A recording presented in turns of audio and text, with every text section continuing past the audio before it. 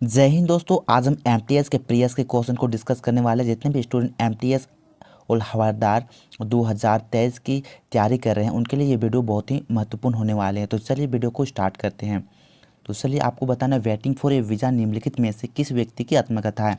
तो इसका राइट जवाब हो जाएगा ऑप्शन नंबर ए, बिल्कुल सही हो जाएगा VR Ambedkar. Option number A बिल्कुल सही हो जाएगा। VR अम्बेडकर का आत्मकथा क्या है? Waiting for a visa. Option number A बिल्कुल सही हो जाएगा। अगला क्वेश्चन देखते हैं।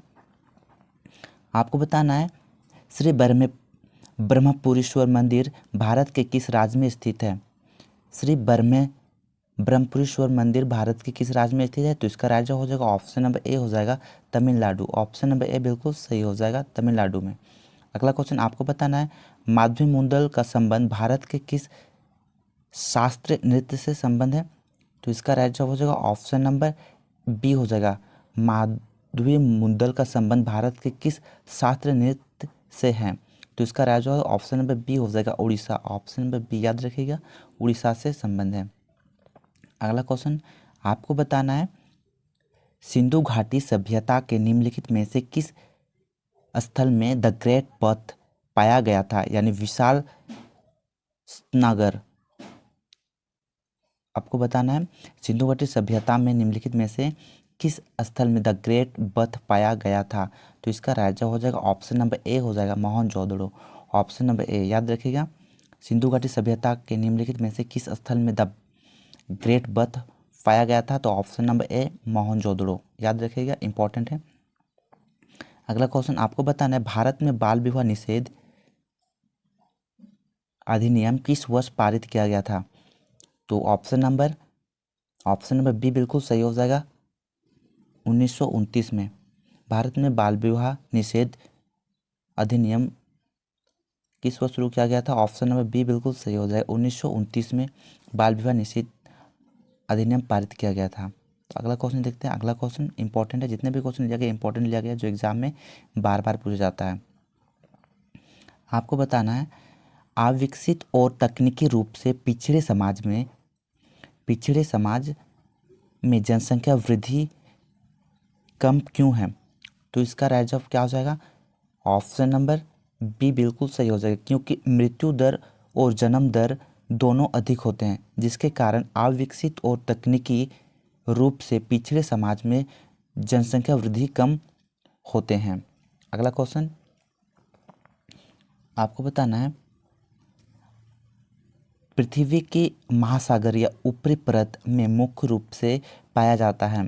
तो इसका राइट जवाब हो जाएगा ऑप्शन नंबर सी हो जाएगा सिलिका और मैग्नीशियम। पृथ्वी के ऊपरी परत में सिलिका और मैग्नीशियम होते हैं। ऊपरी परत को क्या कहते हैं, पृथ्वी के ऊपरी परत को क्रोड कहा जाता है।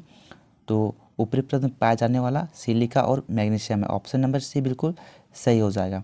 अगला क्वेश्चन आपको बताना है, निम्नलिखित में से किस राज्य में गोचा महोत्सव मनाया जाता है। आपसे पूछा गया गोचा महोत्सव किस राज्य में मनाया जाता है। तो इसका राज्य हो जाएगा ऑप्शन नंबर ए हो जाएगा छत्तीसगढ़ में। छत्तीसगढ़ में गोचा महोत्सव मनाया जाता है। अगला क्वेश्चन आपको बताना है, चींटी के डंक में निम्नलिखित में से कौन सा अम्ल पाया जाता है। तो इसका राइट जवाब हो जाएगा ऑप्शन नंबर ए हो जाएगा मेथेनोइक अम्ल। ऑप्शन नंबर ए बिल्कुल सही हो जाएगा। ऑप्शन नंबर ए मेथेनोइक अम्ल, चींटी के डंक में पाया जाने वाला अम्ल है मेथेनोइक अम्ल। अगला क्वेश्चन आपको बताना है, विद्रोह प्रभावित क्षेत्र में खेलों को बढ़ावा देने के लिए सहाय योजना भारत के किस राज्य द्वारा शुरू किया गया है। किस राज्य द्वारा शुरू किया गया था। तो ऑप्शन नंबर बी बिल्कुल सही हो जाएगा, सहाय योजना भारत के झारखंड राज्य द्वारा शुरू किया गया था। ऑप्शन नंबर बी बिल्कुल सही हो जाएगा। अगला क्वेश्चन इंपॉर्टेंट क्वेश्चन है। आपको बता, निम्नलिखित में से कौन सी नृत्य शैली उन महिलाओं की व्यथा को प्रदर्शित करता है जिनके जीवन साथी घर से दूर चले जाते हैं। तो इसका राइट जवाब हो जाएगा ऑप्शन नंबर बी हो जाएगा विरहा। विरहा एक नृत्य शैली है, ये उन महिलाओं की व्यथा को दर्शाते हैं जिनके जीवन साथी घर से दूर चले जाते हैं या पूर्वी उत्तर प्रदेश तथा पश्चिमी बिहार के भोजपुरी भाषी क्षेत्र में प्रचलित है।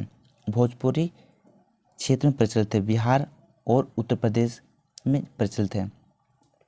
अगला क्वेश्चन देखते हैं।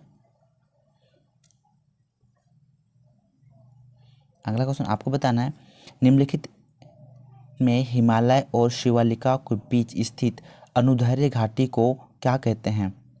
तो इसका राइट हो जाएगा ऑप्शन नंबर डी हो जाएगा, दून कहते हैं। Option number D, Doon.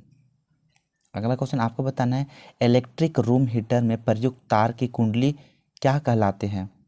Electric room heater में प्रयुक्त तार की कुंडली को क्या कहते हैं? तो इसका राइट हो जाएगा ऑप्शन नंबर बी हो जाएगा, एलिमेंट। ऑप्शन नंबर बी याद रखिएगा, एलिमेंट कहते हैं।